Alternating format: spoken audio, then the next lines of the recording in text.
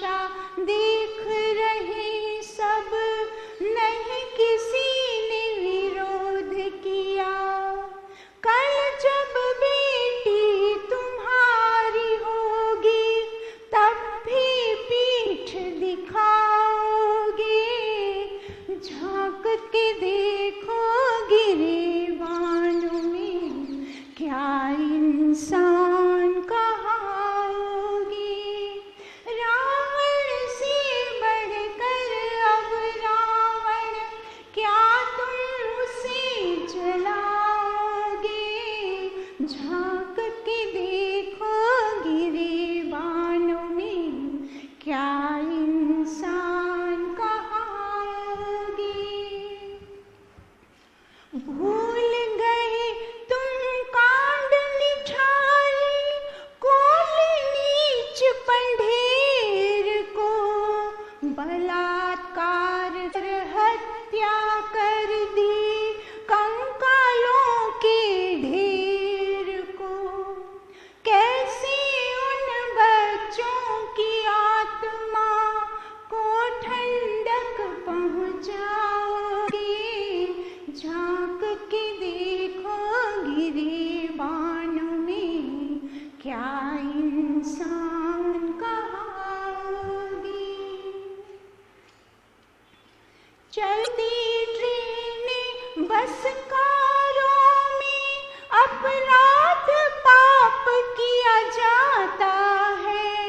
मौका पास इंसान राह पर, उन्हें फेंक दिया जाता है। खून सनी निर्वस्त्र वो बेटी, क्या फेर के मुँह चले जाओगे। झांक के देखो गिरेबानों में, क्या इंसान कहाओगे। हर दिन भोली मासूमों को शिकार बनाया जाता है। झूठ बोल कर अपराधी को रोज बचाया जाता है। बेखौफ घूमते खुले आम, फांसी पर नहीं चढ़ाओगे। झांक के देखो गिरेबानों में, क्या इंसान कहाओगे। निर्दयता बर्बरता देख जो मुँह को मोड़ लिया करते। मात्र शक्ति संग हुए पाप का, मूल ब्याज संग है भरती। निर्दयता बर्बरता देख जो मुँह को मोड़ लिया करती। मात्र शक्ति संग हुए पाप का, मूल ब्याज संग है भरती। जिस माँ का हित दूध पिया, बोलो कैसे कर्ज चुकाओगे। कब कुछ भी बन जाओगे, मर कर मानव नहीं बन पाओगे। झांक के देखो गिरेबानों में, क्या इंसान कहाओगे। रावण से बढ़कर अब रावण, क्या तुम उसे जलाओगे। झांक के देखो गिरेबानों में, कैसे इंसान कहाओगे।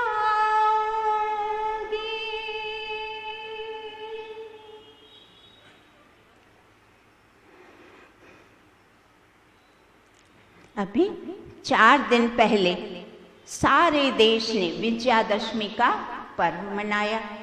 तो वो कैसे मनाया? रावण के पुतले को जला के मनाया। तो क्यों जलाते हैं? क्योंकि उसने रावण ने छल से और बल से पर नारी को, सीता मैया को छल से हरण किया। और हरण करके फिर क्या किया था पता है?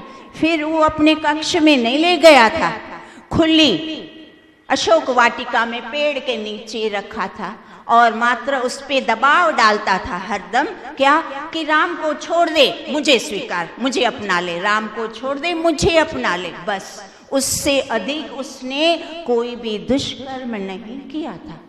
और फिर पर नारी पर कुदृष्टि डालना, उसे छल बल से उठा कर ले जाना, वो भी अपराध है। तो उस अपराध का उसको भर भर के दंड मिला, उसका भी नाश हुआ और पूरे वंश का नाश हुआ। और उस बात को युग बीत गए, त्रेता युग की बात है, बताइए, युग बीत गए, युगों युगों से हम उस पुतले को जलाते हैं। ठीक है, अब आज का जो ये हमने भजन सुना, तो ये जो रचयिता है, रचनाकार, वो क्या कहता है? उसने भजन में इतनी मार्मिक शब्दों से, बड़ी स्पष्टता से हमारा ध्यान, हमें मजबूर किया कि इस और ध्यान दो। अभी वो जो बात हो गई उसको छोड़कर अभी जो हमारे समाज में ये जो खुले आम, सरे आम, जो ये रावण से भी बढ़कर बड़े रावण घूम रहे हैं, उनके लिए तो कुछ सोचो, विवेचन करो, कुछ योजनाएं बनाओ, उन अपराधों को, उनको दंडित करो। उनके लिए विचारने के लिए हमें ये भजन मजबूर कर रहा है। और इसमें दो बातें और भी इन्होंने उल्लेख किया है। प्रथम पंक्ति में क्या किया है कि सरेआम साक्षी को साहिल ने चाकू से गोदा और खड़ा तमाशा देख रहे, किसी ने विरोध नहीं किया। भरी बाजार में साक्षी बिटिया नाम होगा बेटी को, साहिल व्यक्ति लड़के ने 40 बार चाकुओं से हमला किया और फिर पत्थरों से उसको कुचला, और बाजार में सब लोग देख रहे हैं, किसी ने विरोध नहीं किया।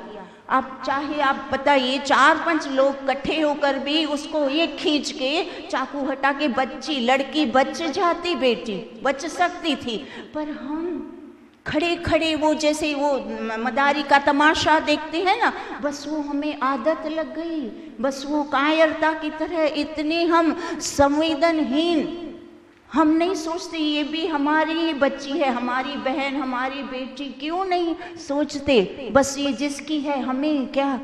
खड़े खड़े, या तो कुछ लोग खड़े खड़े तमाशा देखते हैं, या कुछ लोग पीठ दिखा के कनी काट के निकल जाते हैं। क्या अपनी बेटी होगी तो हम ऐसा व्यवहार करेंगे? ये एक सवाल उठता है पूरी समाज के ऊपर, क्यों ऐसे नारी माता पे, बेटों पे आप देखिए कैसे कैसे अत्याचार। फिर दूसरी पंक्ति में क्या, उसमें भी कोई कांड का उन्होंने बताया है कि निठारी कांड, निठारी गांव था, उसमें मनिंदर पंढेर सेठ था कोठी का, और सुरेंद्र कोली उसका नौकर, दोनों सेठ और नौकर ने मिलके बच्चियों को बहला फुसला कर कैसे कोठी में लाते, 40 बार 40 बच्चियों के साथ कुकर्म करके उनको काट के छोटे छोटे टुकड़े करके पैकेटों में पैक करके पीछे उनके घर के वो नाले जैसा था उसमें डाल देते। तो काफ़ी समय से जब ये चलता रहा, तो जब वो पकड़ा गए किसी तरह से कि इतने बच्चों के ये हाथ है, बच्चे की ये है सब, जब पकड़े गए और जब कड़ी सजा पुलिस की जो अधिक दंड हुआ, तो उन दोनों ने अपने मुंह से स्वीकारा, कबूल किया अपराध कि हाँ हमने ये किया, और फिर उन केस चला और उनको फांसी की सजा भी सुनाई गई। फिर इस बीच में ये जो हमारा कानून इतना ढीला ढाला और सड़ा कानून है, तो उसमें क्या पता जो इतनी अवधि थी ना फांसी की, उस बीच में इन लोगों ने क्या तिकड़मबाजी करी, दांव पेच करके अपना बयान बदल डाला, बोले नहीं हमने नहीं किया, और क्या पता क्या क्या झूठे गवाह, झूठे वकील और अंधे जज, और वो बच गए, रिहा हो गए। आप सोचो क्या क्या हमारे यहाँ हो रहा है बच्चियों के साथ। बड़ों के साथ बड़ी बड़ी, ना बड़ी माता को छोड़ते ना बहन को छोड़ते, या कभी देखो तो 2 साल की बच्ची सुन रहे, कभी 4 साल की, कभी 11 साल की नाबालिग बच्ची हो। ये क्या है? इतने पिशाच, नर देह में पिशाच घूम रहे हैं। इतनी बर्बरता, इतनी निर्दयता, क्रूरता कैसे? उसका क्या कारण है? उसका मात्र 2 कारण है। एक तो हमारा कानून ये ढीला ढाला, ऐसे कानून नहीं चलेगा। क्यों? ऐसे अपराधों में पता चल गया, अपराधी पकड़ा गया, बस उसी दिन चौराहे पे, बीच चौराहे पे लाकर उसको सजा दो, उसको ऐसा कड़ा दंड दो, तड़पा के। फांसी तो आसान है, फांसी नहीं देना, इतनी तड़पा के मृत्यु, पीड़ादायक मृत्यु देना, ताकि जो दूसरे सारे लोग हैं, जो ऐसे गंदे विचार वाले हैं, जो गंदी सोच वाले हैं, वो ये दृश्य देख के उनकी रूह कांप उठे। वो सोचे ना अब ऐसा सब नहीं करेंगे, नहीं तो ये हाल होगा। जब इस तरह का कड़ा दंड दिया जाएगा, तब ये हमारी मासूम बच्चियों की चीत्कार का हमारे समाज पर, हम सब पे ऋण है उनका। आप सोचो, इन छोटी छोटी बालिकाओं ने क्या अपराध किया। हम कैसे आंखें मूंद करके कैसे चुप रह जाते हैं। हमारा खून खौल जाना चाहिए, हमें इतना क्रोध आना चाहिए कि ये अपराध बंद हो। कितनी विकट समस्या है आए दिन। और अभी की बात, ये कोरोना की बात, मेरी जैसी आंखों देखी हो, हमारी एक परिचिका मेरी परिचित गुजराती बहन जी, नर्स, अभी कोरोना काल में क्या हुआ, राजकोट की बात है, वृद्धा, एक 80 वर्ष की वृद्धा कोरोना की पेशेंट जो एडमिट है हॉस्पिटल में, तो जो हॉस्पिटल का जो इंचार्ज है, रात को उस वृद्धा 80 वर्ष की वृद्धा के साथ कुकर्म किया। आप बताओ, ये रावण से बढ़कर है कि नहीं है? क्यों इन ऐसे रावणों को हम खुलेआम घूमते, खुलेआम छोड़ने का पता है क्या मतलब होता है? उनको शह मिलती है कि हाँ और करो, फिर और वो लोग और जगह, हर जगह ऐसे मुंह मारते फिरते हैं। ऐसे ही ये अपराधों को बढ़ावा मिलता है, और जो दूसरे लोग हैं उनको भी समझ आ जाती है, हाँ हमारे वहाँ तो कुछ नहीं होगा, हम तो यूं कुछ ना कुछ करके छूट आएंगे, अगर पकड़े भी गए तो यूं छूट के आ जाएंगे। तो हमें इन बातों से हमारा खून खौल के, हमें योजनाबद्ध, देखिए हम कई बार सुनते हैं पगार कम हुई तो लोग धरने लगाते हैं सरकार के समक्ष। अच्छा, आप कम पगार पे धरने लगा सकते हो, और आपके जो शहर में आपके जो इस तरह के अत्याचार हो रहे हैं बच्चियों के साथ, माताओं के साथ, बहनों, उसके लिए आपको कोई धरना नहीं करना, आपको कुछ भी नहीं करना, मूक होके बस मैं भला मेरा घर भला। ये क्या तरीके, हमारी सोचें देखो, कितना मनुष्य स्वार्थ की भी एक हद होती है। मैं सच कहती हूँ, जो आज दूसरों के साथ होता है, कल ये सब वारदात हमारे साथ हो सकती है ना। ये कितनी बार ट्रेनों में हुआ है, नाबालिग बच्चियां रात को ट्रेन सफर करें, माता पिता सो रहे हैं, ऐसे राक्षस बच्चियों को पकड़े गए, वो लोग कुकर्म करते पकड़े गए और छूट गए। सबसे बड़ी दुखद घटना, तो वो घटना कम दुखद लगती है मुझे, जो वो छूट जाता है वो अधिक दुखद है। कि वो छूट क्यों जाता है, किस मुंह से हम उसको छोड़ देते हैं। उसको तो सरेआम सबको मिलकर हम सबको वहीं उसका काम तमाम कर देना चाहिए। काय का केस, ऐसों का केस क्या चलाना कि जो वकील भी बिक गए, गवाह बिक गए, झूठे वकील, झूठे गवाह, और अंधा जज, क्या इनका फैसला करेगा? कुछ नहीं होता। और ये अपराध बढ़ते जाते हैं और बढ़ते जाते हैं। आप देखिए, ये मासूम, आप जो इतनी छोटी छोटी बच्चियों की चीत्कार मेरे तो कानों में गूंजती है। जब मैं ऐसा सुनती हूँ, रात को मुझे नींद नहीं आती, मुझे लगता है वो बच्ची कैसी चिल्लाती होगी, रे मैया। आप सोचो, हमें ज़रा कष्ट होता है, हम हाय तौबा मचा देते हैं, हमें क्यों नहीं कुछ भी असर होता, हमारी प्रतिक्रिया ज़रा भी नहीं होती, शून्य, हम एकदम शून्य बन जाते हैं। मैं भला मेरा घर भला, छोड़ो इन ये तो आए दिन होता रहता है, ये तो होता ही रहता है, होता ही रहेगा। ना ना ना, ये इतना अधिक पहले कभी नहीं होता था। ये इसके 2 कारण हैं। एक तो हमारा कानून अंधा है, ढीला ढाला कानून है, और दूसरा हम समाज के सारे लोग एकदम निष्क्रिय, हम कोई प्रतिक्रिया नहीं करते। हमारा कर्तव्य है सजगता, कम से कम सजग तो बने। ऐसी जब भी ऐसा कोई प्रसंग होता है हम उस बातों को चर्चा करें, विवेचना करें, योजनाएं बनाएं। हमारे घर में सबको, युवक हैं, बेटे हैं, बेटियां हैं, उनको अच्छे संस्कार दें, बल दें, बलवान बनाएं, ताकि वो स्वयं की भी रक्षा करे और रास्ते में अगर कभी कोई उनके समक्ष इस प्रकार का वार्ता हो रहा है तो उनको बचाएं, रक्षा करें। इतनी हिम्मत, इतना पराक्रम, पुरुषार्थ हमें वेदों ने सिखाया है। हम उन वेदों की बातों को भूल जाते हैं। मात्र हमारा वेद ओम ओम बोलना, भक्ति करना मात्र एक ही बात नहीं सिखाई। ये सारी की सारी बातें भी हमें वेद सिखाता है। हमारे अनेक वेदों के मंत्र ऐसे हैं जिनमें राजा कैसा होना चाहिए। राजा का कर्तव्य है कि जो ऐसे कड़े अपराध होते हैं उन कड़े दुष्टों को, अत्याचारियों को शीघ्रता से शीघ्र दंड दे। इस तरह की लंबी चीली सुनवाई हुई, ये हुआ, वो हुई, ये क्या तरीके हैं? पकड़ा गया, बात खत्म, काम तमाम कर दो। तो इस तरह से उसको कड़ा दंड देना, ये हमारे वेद में राजाओं के लिए अनेक मंत्र है। तो राजा, अब राजा कौन है? हमारे नेता हैं, पुलिसकर्मी है, ये कोर्ट है, जो भी है, ये सब नेता के ही तो एवज में है ना, ये राजा के एवज में है। इनका कर्तव्य बनता है कि तुरंत ऐसे अपराधों को दंडित किया जाए। तो हमारे समाज में हमारी मातृशक्ति, हमारी बच्चियां, हमारी बहनें, हमारी माताएं को सुरक्षा की बहुत अधिक आवश्यकता है। तो इस तरह से अनेक वो मंत्र हैं। और फिर एक मंत्र हम सब सारे प्रत्येक व्यक्ति के लिए एक मंत्र है, वो आज हम मंत्र करते हैं। यजुर्वेद का मंत्र है, ओम तेजोसि तेजोमयि देहि वीर्यमसि वीर्यमयि देहि बलमसि बलमयि देहि ओजोस्य ओजोमयि देहि मन्युरसि मन्युमयि देहि सहोसि सहोमयि देहि।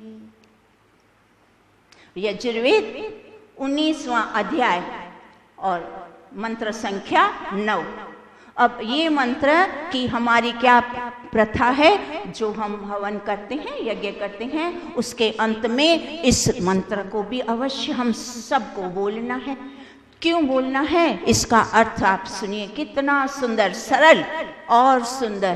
प्रतिदिन हमें ये नई ऊर्जा, नया उमंग, नया उत्साह और नया पराक्रम, बल, तेज, ये सब कुछ दे। इसीलिए तो ओम तेजोसी तेजोमयि देहि तेजोसी, हे परमपिता परमेश्वर, आप तेज के भंडार हैं, आप तेजस्वी हैं। तेजोमयि देहि, मुझे भी वो तेज मेरे अंदर भर दीजिए, धारण कर दीजिए, मुझे भी तेजस्वी, तेजवान बनाइए। फिर वीर्यमसि वीर्यमयि देहि, हे परमपिता परमेश्वर, आप वीर्य, पराक्रमी हैं, आप अपना पराक्रम मेरे अंदर भी धर दीजिए, मुझे भी पराक्रमी बनाइए। अब बताइए, हमारे अंदर जब तेज है, पराक्रम है, तब तो हम अपनी भी रक्षा करेंगे और औरों की भी रक्षा करनी है। पराक्रमी पुरुष क्या करता है? मात्र अपने लिए नहीं होता, सबके लिए। तो पराक्रम होगा तब तो हम अन्यों की भी रक्षा करने के हम काबिल बनेंगे। तो तेजोसी तेजोमयि देहि वीर्यमसि वीर्यमयि देहि बलमसि बलमयि देहि, हे परमपिता परमेश्वर, आप बल के भंडार हैं, आप मेरे अंदर भी बल दे दो, इतनी अधिक शक्ति भर दो कि मैं स्वयं की रक्षा करूं और सबकी, दूसरों की जो असहाय हैं, जिनको रक्षा की आवश्यकता है, वहां मैं खड़ा होकर तुरंत से इतना बल भर दो कि मैं उसकी भी रक्षा कर सकूं। फिर ओजोसी ओजोमयि देहि, ओज, हे परमपिता परमेश्वर, आप ओजस्वी हैं। ओजस्वी प्राणों का सामर्थ्य, जो सामर्थ्यवान है, आप हर तरह से, हे परमेश्वर, आप चारों ओर से सामर्थ्यवान है। वो मेरे प्राणों के अंदर भी आप इतना सामर्थ्य भर दो कि मैं हर तरह से इतना सशक्त बनूं, इतना पराक्रमी, तेजस्वी, वीर्यवान बनूं कि मैं अपने परिवार की और समाज की, राष्ट्र की, मैं सबकी सेवा कर सकूं। इतना पराक्रम और ओज मुझे दे दीजिए। फिर क्या बता दिया? मन्यु रसी मन्यु मयि देहि। मन्यु, हे परमपिता परमेश्वर, मन्यु अर्थात आप दुष्टों के प्रति आपको अतिशय क्रोध आता है, तो वो मन्यु मेरे अंदर भी भर दो ताकि मुझे भी दुष्टों के प्रति, अत्याचारियों के प्रति क्रोध आए, जैसा आपको क्रोध आता है। देखिए परमपिता परमेश्वर को कितना क्रोध आता है अपराधियों के ऊपर, कितना कड़ा दंड वो देता है ना। कभी माफी है ईश्वर के हिस्से में? कभी भी हमारे ईश्वर, जो हमारा वैदिक ईश्वर है, उसमें माफी है ही नहीं। माफी का शब्द नहीं, मैं माफ नहीं करता, मैं दंड देता हूँ। छोटे अपराध का छोटा दंड, बड़े का बड़ा दंड, पर मैं दंड देता हूँ। तो वो भावना हम सबके अंदर भी उभरनी चाहिए ना। हम क्यों एकदम से निढाल से, कायर से, बस जो हो रहा है कोई बात नहीं, ये तो हमेशा होता है, होने दो, ऐसी सोच हम सबकी, चाहे बड़े चाहे युवा, सबकी यही सोच। मेरे काम से, हम बच्चों को भी ऊपर से यही शिक्षा देते हैं, बस अपने काम से मतलब रखना, किसी पचड़ों में हमें नहीं पड़ना। सच बताओ, आज बड़े बच्चों को यही शिक्षा देते हैं, कायर बनाते हैं, इतने स्वार्थी, मोह में अंधे हो गए। अरे आप किसी की रक्षा करोगे, आपके बच्चे को कुछ नहीं होगा, नहीं होगा। उसको बलवान बनाओ, सशक्त बनाओ, अच्छा खान पान दो, और खान पान शरीर का बल तो दो ही दो, उसके साथ उसकी मानसिकता को शक्तिशाली बनाओ। हमारी मानसिकता एकदम दुर्बल हो गई है, हमारी सारा दोष बल आज सब में है। मैं आपको एक उदाहरण देती हूँ। कोई वृद्ध कमजोर सा पिता है, अपनी बेटी के साथ बाजार में जा रहा है, उस वृद्ध के साथ उसकी बच्ची है। आज कोई भी लुच्चा लफंगा उसकी बच्ची को छेड़ेगा, वो वृद्ध है, बुढ़ा है, कमजोर है, फिर क्या वो डर के चुप के भाग जाएगा? बताओ आप। चाहे उसके शरीर में बल नहीं, पर उसके मन में बल है, उसकी आत्मा में बल है, वो कैसे भी करके अपने बच्ची की रक्षा करता है कि नहीं? बताओ। वो वृद्ध होते हुए भी, अशक्त होते हुए भी, कमजोर होते हुए भी कैसे रक्षा कर लेता है? तो इससे क्या सिद्ध हुआ कि मात्र शारीरिक शक्ति से काम नहीं बनेगा। शरीर की शक्ति तो बढ़ानी है, वो तो ठीक है, पर उसके साथ मानसिक शक्ति, हमारी सोच, हमारी सड़ी हुई कायर, हम जो स्वार्थीपन हमारे मनों में, मस्तिष्क में, हृदय में जो संवेदना, कठोरता भरी हुई है, एकदम कठोर हो गए। दूसरे की बेटी, दूसरे की बहू, दूसरे की बच्ची, मुझे क्या, छोड़ो, बेकार में छोड़ो, चलो चलो आगे चलो, आगे चलो, आगे भाग जाते हैं हम। और बच्चों को भी यही शिक्षा देते हैं, हमें ऐसा नहीं करना। आज का मंत्र हमें वही बात सिखा रहा है कि हमें पराक्रमी बनना है, तेजस्वी बनना है, ओजस्वी बनना है। मन्युम, अपराधियों के प्रति हमें क्रोध, हमारा खून खोल जाना चाहिए। हमारी बेटी को छेड़ा, लगाऊंगा 2-4 खींच के, और सच में खींच के लगाओ, चंपल और कुछ हथियार नहीं, अपना जूता उतारो और खींच के 10-20 खींच दो, सारे लोग इकट्ठे हो जाएंगे, वो यूं चुटकी में भाग जाएगा, उसका सारा हौसला पस्त हो जाएगा। अगर उसके हाथ में हथियार होगा ना, तो भी वो फेंक के डर के भाग जाएगा। ये इन लोगों को हमने हमारी नपुंसकता ने इनके हौसले बढ़ाए, इनको शह दी है। इनको पता है सब मुख गधों की तरह देखेंगे, पर कोई बीच में नहीं आता, इतने डरपोक हैं सब लोग, इसीलिए ये लोग ऐसा करते हैं। आप सच बताती हूँ मैं, हम बीच में आके देखे, अधिक लोगों की भी जरूरत नहीं, खाली 2-3 इकट्ठे हो जाएं, अरे एक व्यक्ति को पकड़ नहीं सकते, चाहे कितने भी हथियार क्यों ना उसके पास। अरे एक व्यक्ति उसका हाथ पकड़े, दूसरा छीन दे, छुरी जो भी है, ये गिर गया, ये और भी इकट्ठे हो जाएंगे। आप 2-3 की हिम्मत देके दूसरे भी जुड़ जाएंगे, और यूं वो अपराधी को वहीं के वहीं ढेर बना दो, ताकि दूसरा कोई भी फिर कभी ऐसी जरूरत। और ये मात्र हमारे वेदों में नहीं, मनुस्मृति में हमारी स्मृति में यही लिखा है। मनु महाराज ने क्या बताया, जो व्यक्ति ऐसा अपराध करता है उसको चौराहे पर लेके आओ और उसको एक पलंग पे लिटाओ और उसके नीचे लकड़ियां डाल के लकड़ियां जलाओ, ताकि वो उस पलंग के नीचे से उसको धीरे धीरे तपे, सड़े, उसको पीड़ा हो, पीड़ा, इतना दहन, जले, जल जल के वो पीड़ादायक, उसको पीड़ा वाला मृत्यु दो। ये मनुस्मृति में लिखा है। आप सोचो, हमारे वेद शास्त्रों में इन अपराधों का कितना कड़ा दंड है, और हमारे आज कानून में क्या दंड है? कोई दंड नहीं। इसीलिए हमें क्या करना है, कैसे भी करके इन जो अपराध है, अब ये जो हमने रावण के पुतले को हमें अब छोड़ दें, उसको बख्श दो। अब पुतले को जला के क्या हासिल होने वाला है? वो तो मर गया, खप गया। और रावण पता है क्या है?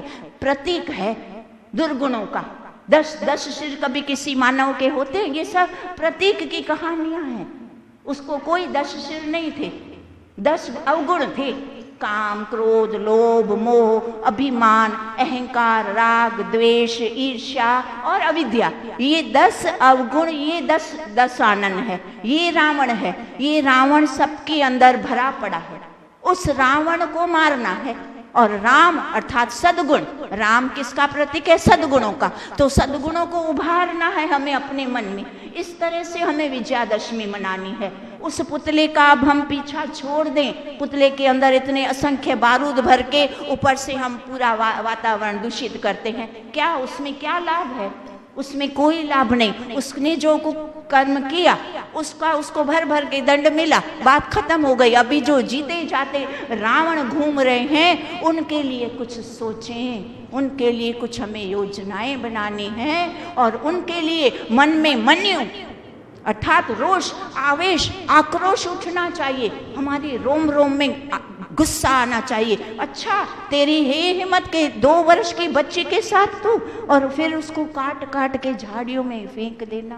आप सोचो, कभी 2, 4, बहुत बहुत। अब इस बात को ज्यादा मैंने सुन भी नहीं सकती, सुना भी नहीं सकती। ये तो ये लोगों का अनुरोध होता है, जो रचते हैं वो बोलते हैं अभी ये जो प्रसंग चल रहा है, तब तो आप लोग इन बातों को चलाइए। मात्र भक्ति भक्ति वेद ने नहीं सिखाई, वेद ने ये भी सिखाया। तो हम सबका कर्तव्य बनता है कि ये जो इतने विकट ज्वलंत समस्याएं हमारे समाज में हैं, उनके प्रति भी हम थोड़ा ध्यान दें, थोड़ा जागरूक बने, और अपने युवा पीढ़ी को भी उनको पराक्रम और अच्छी शिक्षा दें, ताकि वो स्वयं अपनी रक्षा करे और दूसरों की भी रक्षा करे। हमारा समय हो चुका है, अब हम आगे का अगली बार करते हैं।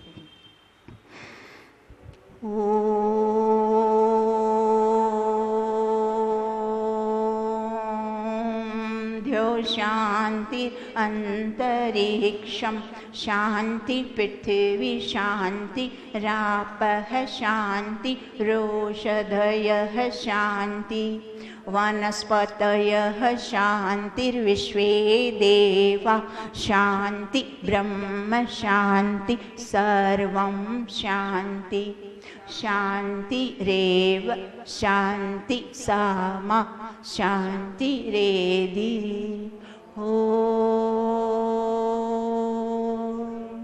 शांति शांति शांति। सर्वेभ्यो नमः। आप सबका बहुत बहुत धन्यवाद।